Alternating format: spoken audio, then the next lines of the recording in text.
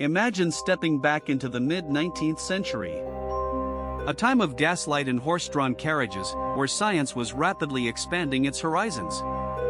Yet, for countless women, the most profound miracle of life, childbirth, was stalked by a silent, invisible terror. Vienna, the imperial capital, a city of culture and burgeoning medical innovation. But within its grand hospitals, a grim reality unfolded. The General Hospital's first obstetrical clinic was a place of dread, a statistical anomaly of death. Year after year, the numbers told a horrifying story. A staggering percentage of women delivered by physicians and medical students were succumbing to a virulent, agonizing fever. Puerperal fever, they called it. Childbed fever. A death sentence delivered often before a baby's first cry. Across the hall, in the second obstetrical clinic, attended primarily by midwives, the death rate was remarkably lower. The same disease, the same hospital, yet a starkly different outcome. This discrepancy gnawed at a young physician, Ignaz Semmelweis. Semmelweis was driven by a profound sense of duty and an insatiable curiosity. He felt the weight of each lost life, the grief of each orphan child. He observed, he questioned, he sought the hidden cause behind this devastating plague. He noted a critical difference in the practices of the two clinics. In the first clinic, physicians and their students routinely moved directly from performing autopsies on deceased women, many victims of puerperal fever, to examining and delivering live patients. In the second clinic, midwives, who did not perform autopsies, had a significantly lower mortality rate. A chilling hypothesis began to form in Semmelweis's mind. Could something be transferred from the dead to the living? Something invisible, yet deadly? The prevailing medical understanding of the time offered no explanation. Disease was often attributed to miasmas, bad air, or humoral imbalances. The concept of microscopic, infectious agents was decades away from widespread acceptance, championed later by Pasteur and Koch. Semmelweis, however, was a meticulous observer. He theorized that cadaverous particles clinging to the hands of physicians were responsible. Particles from the autopsy room, lethal to the delicate bodies of women in labor. A radical idea, bordering on heresy. His proposed solution was shockingly simple, almost insultingly so to the established medical fraternity. He mandated that physicians and students wash their hands thoroughly before examining patients. Not just a cursory rinse, but a rigorous cleansing. Specifically, he introduced the use of a chlorinated lime solution. This chemical wash was effective at removing the putrid smell of the autopsy room from the doctor's hands. A practical, if somewhat unpleasant, measure aimed at eradicating the invisible threat. The impact was immediate and profound. The death rate in the first clinic began to fall dramatically. Within months, it plummeted from over 18% to around 1 to 2%. A statistical miracle, a testament to Semmelweis's insight. Lives, so recently extinguished, were now being saved. But Semmelweis's triumph was short-lived. The medical establishment, steeped in tradition and arrogant pride, refused to accept his findings. They were offended by the implication that their own hands, their very touch, could be instruments of death. They mocked him. They called his theory absurd. How could invisible particles, undetectable by their senses, be responsible? It contradicted centuries of medical dogma. It challenged their authority. Semmelweis, a junior doctor, had dared to question the wisdom of his elders. The autopsy connection was particularly galling. The rituals of dissecting the dead were considered a vital part of medical education, a sacred rite. To suggest that this practice was poisoning the living was unthinkable, an affront to their professional identity. Semmelweis fought back with logic and data. He presented his statistics, his evidence, the undeniable proof of lives saved. He wrote letters, published papers, pleaded with his colleagues to adopt his life-saving procedure. But his pleas fell on deaf ears. His position at the hospital became untenable. He was eventually dismissed, his handwashing protocol abandoned.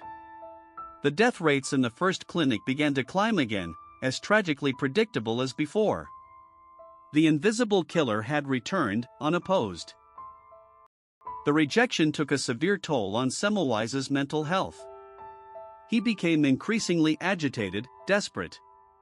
The weight of knowing how to prevent so many deaths, yet being powerless to convince the world, was crushing.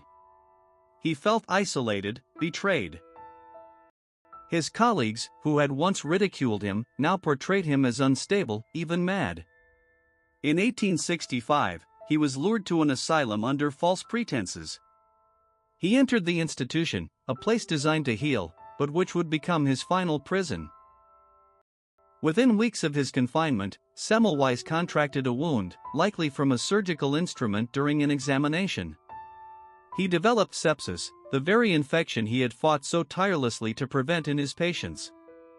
A cruel, ironic twist of fate. He died on August 13, 1865, at the age of 47. His last words, reportedly, were, "They did not want to save the lives of mothers, and so they killed me too." A tragic end for a man who dared to challenge the status quo for the sake of humanity. For a time, it seemed Semmelweis's pioneering work would be lost, a footnote in medical history, a cautionary tale of resistance to progress. The thousands of women who died unnecessarily became a silent testament to his unheeded warning. But truth, like a tenacious seed buried deep beneath the soil, possesses an enduring power. Years later, the scientific landscape began to shift. A French chemist, Louis Pasteur, conducted groundbreaking experiments that would illuminate the unseen world of microbes. Pasteur's germ theory provided the missing scientific framework. He demonstrated that microscopic organisms, invisible to the naked eye, were responsible for fermentation and disease. The very particles Semmelweis had suspected were now being scientifically identified. Inspired by Pasteur's work and Semmelweis's earlier observations, a British surgeon, Joseph Lister, began to apply these principles to the operating room. He understood that surgical wounds were also vulnerable to infection by these same invisible agents. Lister championed the use of carbolic acid as an antiseptic. He insisted on sterilizing instruments, cleaning wounds, and even spraying the air in the operating theater to kill airborne microbes. He meticulously documented the dramatic reduction in post-operative deaths. Slowly, painstakingly, the medical world began to embrace the revolutionary ideas of antisepsis and hygiene. The scientific evidence, championed by Lister and grounded in Pasteur's work, became undeniable. The era of modern medicine, built on the foundation of germ theory, had begun. And in the wake of this revolution, the name Ignaz Semmelweis began to be spoken with reverence, not ridicule. His forgotten papers were rediscovered, his data re-examined. His once derided hypothesis was now hailed as a stroke of genius, a foundational truth. His simple, profound insight that cleanliness saves lives became the bedrock of modern medical practice.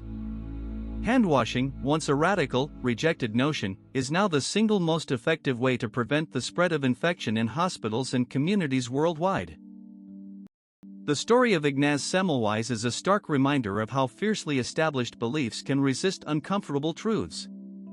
It's a narrative of scientific discovery battling against prejudice, pride, and the inertia of tradition. He was a man ahead of his time, a prophet scorned in his own era. The price he paid for his conviction was immense: his reputation, his career, and ultimately, his life. A tragic hero whose sacrifice paved the way for countless future victories. But his legacy endures, etched not in stone monuments, but in the very fabric of healthcare. Every time a doctor washes their hands, every time a nurse sterilizes an instrument, Semmelweis's silent plea is answered. His wisdom echoes through the halls of medicine. His story teaches us a vital lesson about the nature of progress. Innovation often faces resistance. The most profound truths can sometimes appear deceptively simple. And those who dare to challenge the accepted order, even at great personal cost, can change the world. So, the next time you wash your hands, remember Ignaz Semmelweis. Remember the doctor they laughed at, the man they silenced, the genius who, against all odds, saves millions by simply asking us to be clean. His fight against the invisible enemy was a battle for life itself. His legacy is a powerful testament to the enduring impact of observation, courage, and the unwavering pursuit of truth, even when faced with overwhelming opposition. A quiet revolution fought not with weapons, but with soap and water. He reminds us that progress is not always linear, and that sometimes, the most vital discoveries are those that challenge our most basic assumptions about the world and ourselves. The fight for knowledge is eternal, and often, the greatest battles are won in the quietest moments.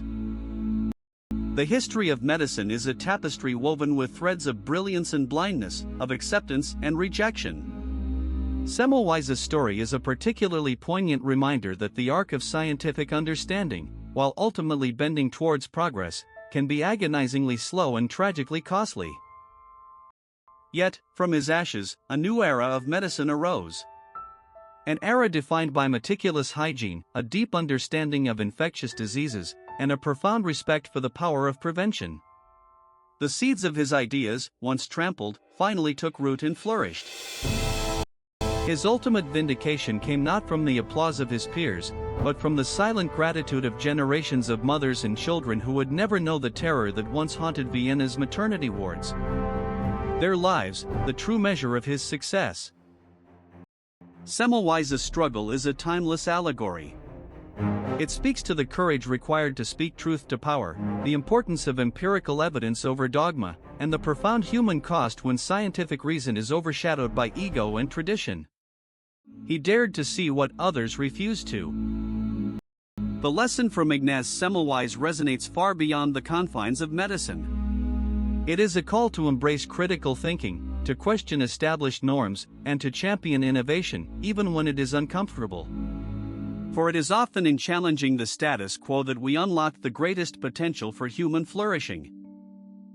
His tragic life and eventual vindication serve as an enduring beacon, illuminating the path forward for all who seek to advance knowledge and improve the human condition. A hero underestimated, a legacy undeniable, a simple truth that changed the world forever.